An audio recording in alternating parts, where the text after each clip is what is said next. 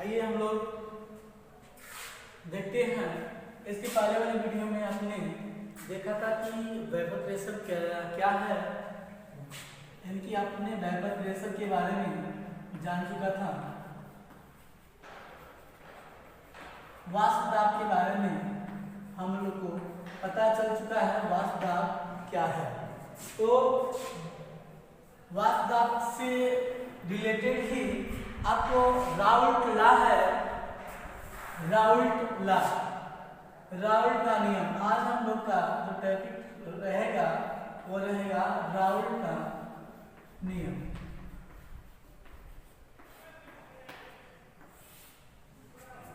Raoult के नियमानुसार क्या है राउल्ट का नियम, ये देखेंगे। देखिएगा, मान के चलिए ये कोई कंटेनर है और इस कंटेनर में आप सॉल्यूट डाला है और सॉल्यूट कैसा हो, कल हम आपको बता रहे थे वोल्टाइल और नॉन वोल्टाइल, वाष्पशील और अवाष्पशील। तो यहाँ हम लोग राउल्ट ग्राफ में देखेंगे कि ये सॉल्यूट हो यानी कि विलेय हो, और विलेय कैसा हो, ये भी वाष्पशील हो। क्या हो? वाष्पशील हो। हम इसे ए से प्रदर्शित कर रहे हैं।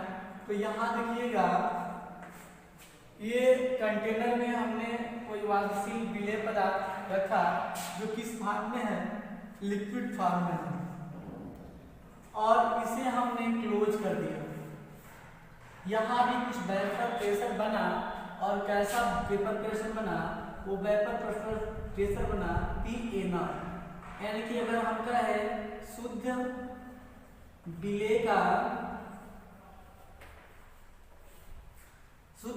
का जो वाष्प दाब है, वह वाष्प दाब क्या है? PA0 प्लस इसी में हमने एक, आप देखिए दूसरा लिया, ये विलायक लिया, और विलायक क्या है?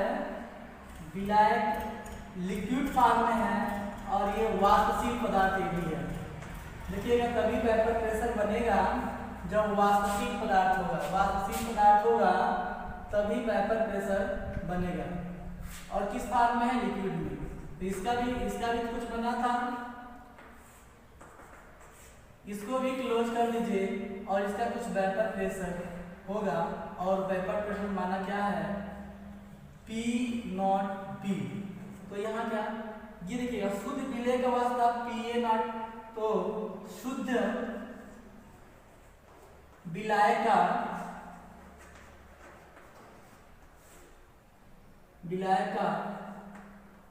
वाष्प दाब क्या हो? वाष्प दाब इक्वल टू हो P0B। अब ध्यान दीजिएगा, अब हमने क्या किया, इसको देखिए, अब हमने क्या किया, दोनों को एक ही में मिला दिया। इसका भी PA0, इसका PA0, इसका PB0, दोनों को हम लोग एक सॉल्यूशन बना दिया। क्या बना दिया? एक सॉल्यूशन हमने बना दिया। अब ये देखिए सॉल्यूशन है, दोनों को एक ही में डाल दिया, तो ये बड़ा सा कुछ बन गया। वैसे बड़ा सा वैसे इसको भी बंद कर दिया। तो यहाँ दोनों के, अगर मान लीजिए ये A थे और ये B थे, ये मालूम क्या थे? B थे। तो यहाँ क्या मिल गया? A मिल गया, B A B मतलब यहाँ दोनों हम लोगों ने क्या कर दिया? मिला दिया। मिलाने के बाद मान के चलिए, जो A का वाष्प दाब PA हो जाए, और जो B इसमें मिलाया है P का वाष्प दाब PB हो जाएगा। यानी कि आपने दोनों को मिलाया, और A का वाष्प दाब क्या हो जाए? PA हो जाए, और B का वाष्प दाब क्या हो जाए? PB हो जाए। फिर सुनेंगे, हमने एक कंटेनर लिया, उस कंटेनर में ये कोई वाष्पशील पदार्थ रखा, दूसरा कंटेनर लिया, उसमें B वाष्प दाब रखा, पी बी वाला वाष्पशील पदार्थ रखा, दोनों का वाष्प दाब बनेगा। मान के चलिए ए का वाष्प दाब पी ए नॉट, यानी शुद्ध जो विलय है उसका जो वाष्प दाब क्या है पी ए नॉट, और इसका जो पी बी जो यहाँ बना, कहाँ बना, विलायक में बना, इसका शुद्ध जो वाष्प दाब है पी नॉट बी है। दोनों को एक में मिला दिया और दोनों के वाष्प दाब अलग अलग पाए। ये पीए का क्या होगा, ये पी आपके का बिलियन में पीए क्या है ए का वाष्प दाब, और ये पीबी क्या है, पीबी है बिलियन में बी का वाष्प दाब, यानी कि पीए का है। यहाँ लिख सकते हैं कि देखिएगा, यहाँ आप लिख सकते हैं जहां पीए बिलियन, जहां पीए क्या है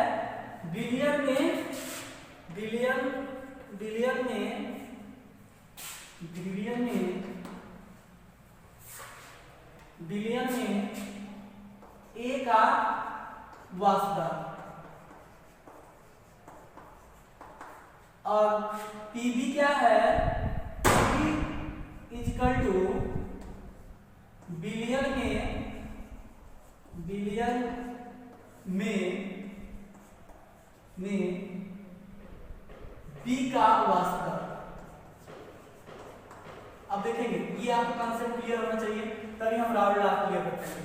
ये पीए नॉट क्या है, शुद्ध विलय का वाष्प दाब, पीबी नॉट क्या है, शुद्ध विलायक का वाष्प दाब। दोनों को आपने मिक्स कर दिया तो कुछ वाष्प दाब अलग हो गए, तो ए का वाष्प दाब पीए आया और बी का वाष्प दाब क्या आया, पीबी आया। इसे नोट करेंगे, थोड़ा हम आगे बढ़ते हैं। ओके, मिटाते हैं। ये कंसेप्ट आपको क्लियर रहना चाहिए कि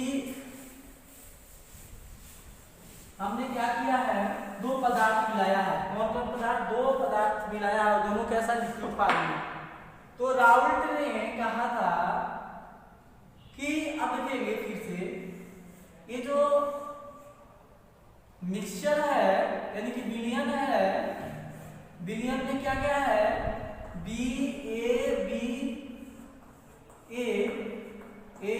बी, यहाँ आपका दोनों मिला है और ये इसका पी ए नॉट, ए का जो ए का वाष्प दाब क्या है पी ए और पीबी आया। तो राउल्ट लॉ ने कहा, राउल्ट नियम ने कहा, किसी भी विलयन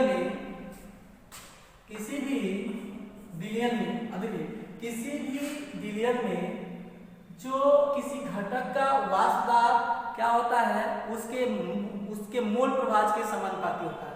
मान लीजिए पीए है और ये किसके समानुपाती होगा, किसके समानुपाती होगा, ए के समानुपाती होगा।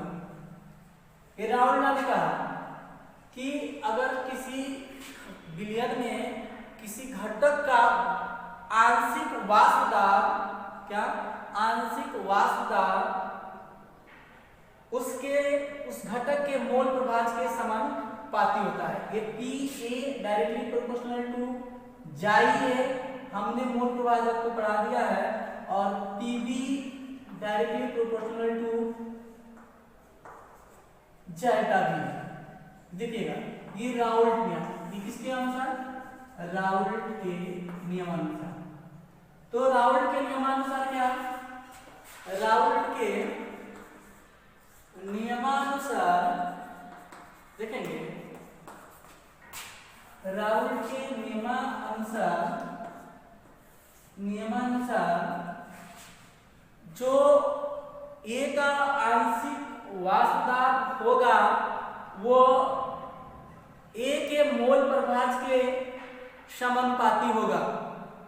उसी तरह जो घटक पीबी है वो जीटा डी के समानुपाती होगा। ये राउल्ट का नियम। तो राउल्ट का नियम कैसे परिभाषित कर सकते हैं हम लोग, देखेंगे कैसे परिभाषित हम लोग कर सकते हैं राउल्ट के नियम को।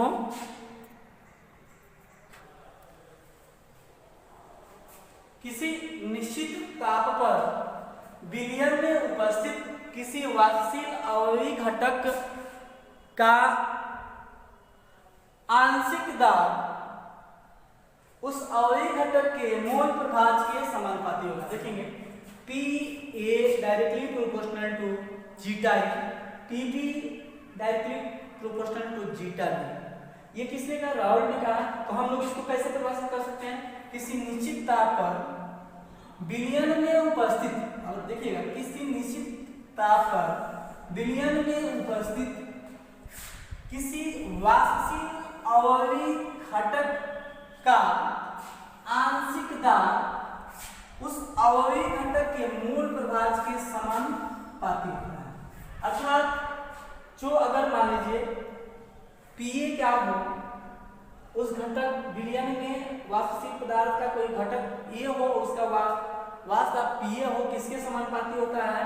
उस घटक के मूल प्रभाज के समानुपाती होता है। देखिए पीए डायरेक्टली प्रोपोर्शनल टू एक्स। वही बात यहाँ कर रहा है कि किसी वाष्पशील अवयवी घटक के वांशिक दाब उसी अवयवी घटक के मूल प्रभाज के समानुपाती होता है।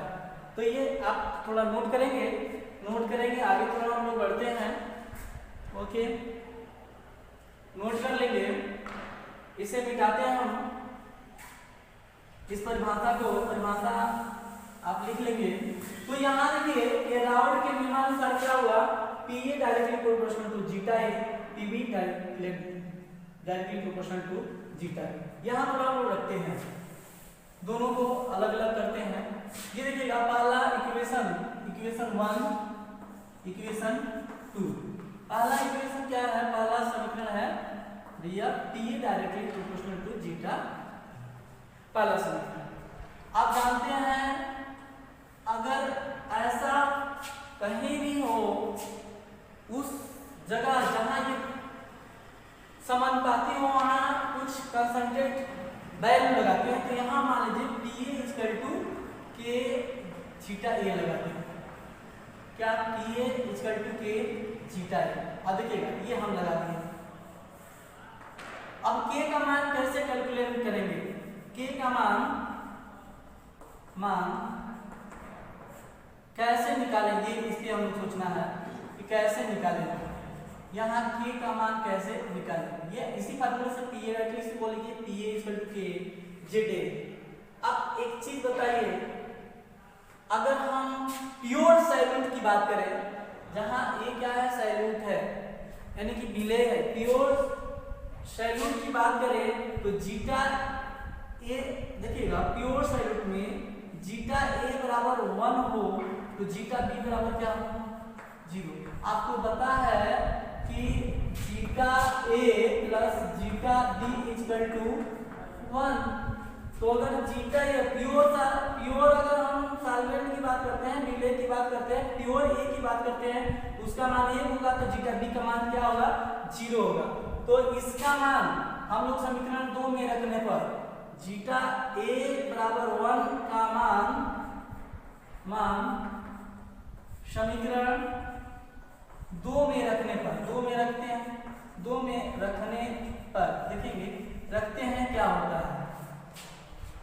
देखेंगे पी ये जीटा ए के बारे यहाँ, तो पी ए इसका टू क्या हो जाएगा? 1 गुणे जीटा ए, या P A equal to zeta. देखिए जीटा ए का मान हम लोग क्या रखे हैं? 1 रख रहे हैं, तो के 1 यहाँ क्या होगा? पी ए बराबर के 1 देख लीजिए। और ये पी ए क्या है? जहां देखिएगा पी ए है प्योर सैल्यूट, यानी कि यहाँ शुद्ध है, और शुद्ध का भी हम लोग मानते थे, शुद्ध ए का माने थे क्या? P not a. तो क्या ऐसे हो सकता है क्या? शुद्ध को हम लोग मानते थे P not A equal to K हो सकता है, यानी कि के का मान क्या रख सकते हैं हम लोग? P not a. के का मान क्या लिख सकते हैं हम लोग?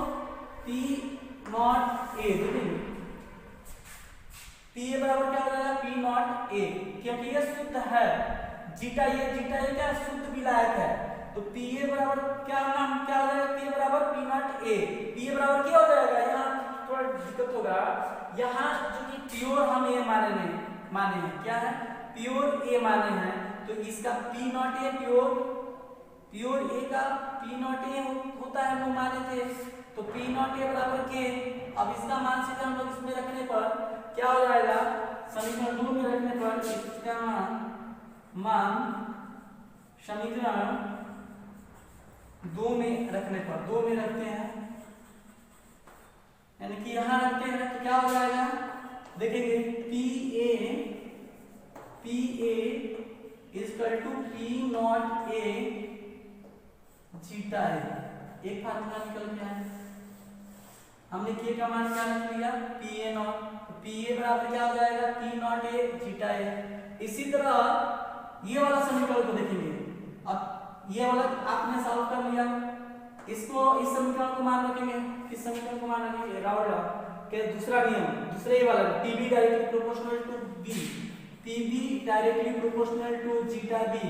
यहां भी वही कंडीशन करेंगे, पीबी इक्वल टू क्या हो जाएगा, के जीटा बी देखेंगे, और वही सेम यहां, तो हम लोग के की जगह पे, यहां के की जगह पे पी नॉट ए रखे थे, तो यहां क्या रख देंगे, के की जगह पे, के की जगह पे रख देंगे P not B equal to zeta B. दो समीकरण मिलके आया, दो समीकरण आया हम लोग के पास। चलिए इसको नोट करेंगे, फिर हम आगे बढ़ते हैं। इसे नोट करेंगे आप, फिर हम लोग आगे बढ़ते हैं। आपने फिर देखा P A directly proportional to zeta A, इसको हम लोग यहाँ लिख दिए पी ए के नॉट जीटा, जहाँ समानुपाती होता है वहाँ के लिखते हैं। के का मान कैसे निकाले देखते हैं, अगर जीटा ए बराबर 1 हो प्योर सबसेट में, तो जीटा बी का मान क्या हो जाएगा 0, यानी कि बी सबसेट रहेगा ही नहीं, हम इग्नोर कर दिए कि बी हाई नहीं है कुछ कहीं, तो जीटा ए बराबर क्या मान लिए 1, तो पी ए बराबर के 1, क्योंकि यहाँ देखिए जीटा है तो 1 होगा, या पी नॉट ए बराबर के, क्योंकि प्योर मान रहे हैं तो के का मान पी नॉट ए के बराबर होगा, यानी कि ये सब वेक्टर प्रेशर है। और ये हम बढ़ाए तो P equal to P not A zeta A, इसी तरह P directly proportional to zeta B, तो P B equal to K zeta B, या P B equal to P not B and zeta B. इतना आपको मिलकर आया, दो formula मिलकर आया समीकरण, या इसको आप 3 कर सकते हैं और इसको समीकरण 4 कर सकते हैं। समीकरण 3 और समीकरण 4 ये दोनों जरूरी है आपको, ये दोनों जरूरी है। कैसे निकला, रावल के नियमानुसार निकला। एक चीज और आपको बता दें, दोनों समीकरण को लेकर चलते हैं। दो समीकरण मिला आपको, कौन कौन समीकरण मिला, पी ए इक्वल टू मिला आपको P not A zeta A, और एक और मिला P B equal to P not B zeta B. देखिएगा डाल्टन के नियमानुसार, अब चूंकि ये कहीं मिला है, हम ये नहीं मिलाया है, यहाँ ए और बी दोनों एक ही मिला है, ए मिला है, बी मिला है, ए मिला है, बी मिला है, ए मिला है, तो ये दोनों मिला है। तो आप डाल्टन के नियमानुसार, ट्रांसफर में पढ़े थे कि डाल्टन के नियमानुसार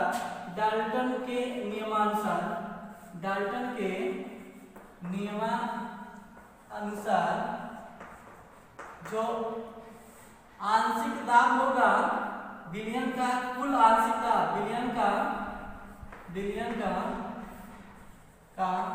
कुल आंशिक दाब इक्वल टू क्या होगा, दोनों का योग P A equal to P A plus P B. देखिएगा कुल इसका राउंड के नियम, डाल्टन के नियम से कुल आंशिक दाब क्या होगा, दोनों P A plus P B.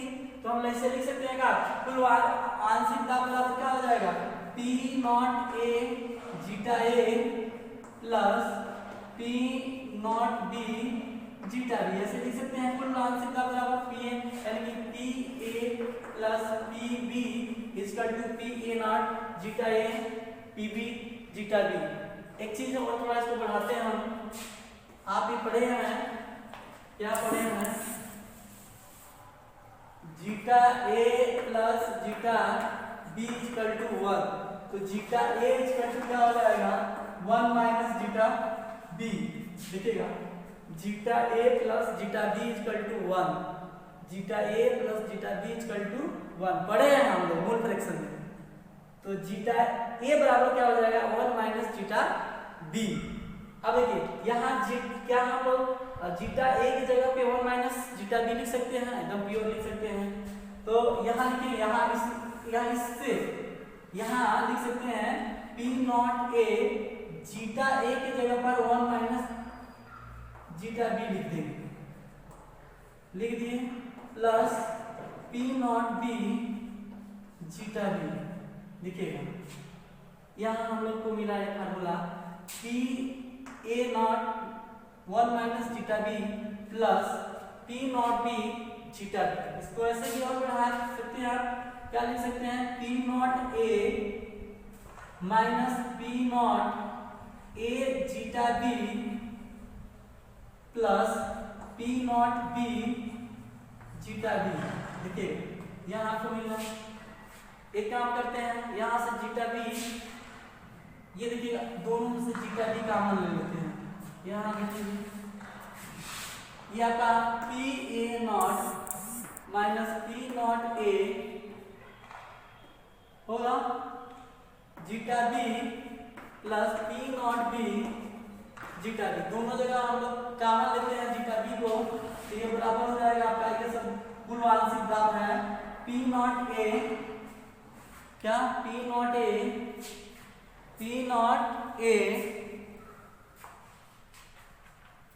P not A equal, देखिए पी नॉट ए माइनस यहाँ जीटा बी कॉमन ले लीजिए, क्या बचेगा P not a plus P not be. एक फार्मूला आपको यहाँ से मिल जाएगा, ठीक है, P not be, P A not P not be, कुल आंशिक दाब आपको मिल जाएगा। तो ये फार्मूला आप तैयार रखिएगा, फिर इसे हम लोग रिलेटेड कुछ क्वेश्चन सॉल्व करते हैं। एक क्वेश्चन है 298 केल्विन पर क्लोरोफॉर्म CH3Cl3 एवं डाइक्लोरोमेथेन CH2Cl2 का वाष्प दाब कितना दिया है 200 mmHg और यहाँ 43 mmHg, कितना दिया है 43 mmHg दिया है, यानी कि आपका दिया क्या है क्वेश्चन में, फिर पढ़ लेंगे क्वेश्चन 298 केल्विन पर क्लोरोफॉर्म CH3Cl3 एवं डाइक्लोरोमेथेन CH2Cl2 का वाष्प दाब क्रमशः 200 mmHg व 45 mmHg, यानी कि ये दिया है Pa का मान दिया कितना है, Pa का मान दिया है 200 mmHg और Pb का मान कितना दिया है 43 mmHg। पूछ रहा है कि दोनों को मिला दिया गया, Pa और Pb को मिला दिया गया। देखिएगा एक चीज और दिया है, दिया क्या है 25 ग्राम CH3Cl3 और 40 ग्राम CH2Cl2 को मिला दिया गया, यानी कि आपका दिया है W, किसका WA दिया है आपका, WA दिया है 25 ग्राम और WB दिया है कितना 40 ग्राम। देखिए WB कितना मान दिया है 40 ग्राम। इस क्वेश्चन को आप खुद सॉल्व करेंगे, आपको दे दे रहा हूं क्या क्या दिया है, क्वेश्चन सॉल्व करके मुझे कमेंट बॉक्स में लिखेंगे।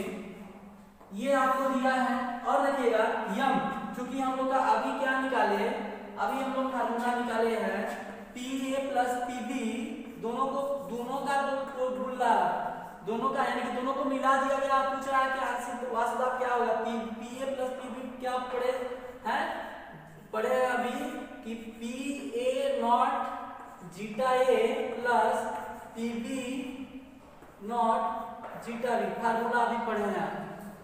Pa का मान दिया, Pb का मान दिया, नहीं सॉरी P नॉट A का मान दिया, P नॉट शुद्ध का दिया है। देखिएगा Pa नॉट Pb नॉट का मान दिया है, इसका मान दे दिया है, Pa नॉट का मान दिया है, Pb नॉट का मान दिया है। जीटा A देखिए कैसे निकालेंगे, चूंकि W पता है, W पता है और इसका WA का क्या है आपका, WA है आपका CHCl3 और CHCl3 का जो अणुभार होता है, यानी कि जो अणुभार होता है Ma वो होता है 119। निकाल लेंगे, निकालने के बाद बता दे रहा हूँ, याद रखिएगा, फिर मिटा दूंगा। CHCl3 कार्बन का 12, हाइड्रोजन का 1 और ये 35.5 होता है क्लोरीन का, 3 करेंगे 119.5 आएगा। तो में कितना आएगा 119.5 और आपका MB आएगा, MB क्या है अणुभार है, MB आएगा आपका 85।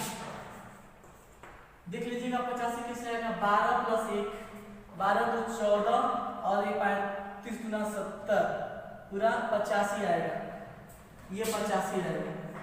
अब जीटा ए का मान कैसे निकलता है, जीटा ए का मान Na प्लस, इसके पहले निकाले थे Na प्लस Na, देखिएगा, और Na बराबर क्या होता है WA बटे WB बाई WA बटे WB प्लस WB प्लस, देखिएगा ये थोड़ा सुधारते हैं, Na बराबर होता है WA बटे MA बटे WA बटे MA प्लस WB बटे MB।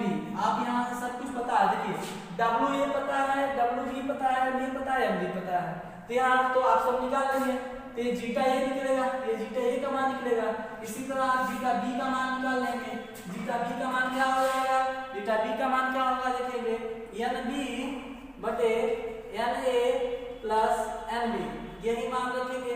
NB बराबर क्या, NB बराबर देखिए W/B बटे MB बटे फिर WA बटे MA प्लस WB बटे MB। अब देखिए जीटा ए का मान निकालना है, जीटा बी का मान निकालना है। पहले आपने क्या दिया है P0A P0B, फार्मूला क्या है, हमको यही इसी फार्मूले में रखना है और हमें क्या पता करना है जीटा ए जीटा बी। तो यहाँ से आप जीटा ए और जीटा बी का मान निकालेंगे और फिर आप पुट करेंगे इस फार्मूले में तो आपको आएगा। अगर आपको नहीं आता है ट्राई कीजिएगा, नहीं आता तो फिर मैं आपके लिए इसी क्वेश्चन को वीडियो अगले क्लास में बनाऊंगा। ओके, तब तक आपके धन्यवाद मेरे वीडियो वॉचिंग करने के लिए।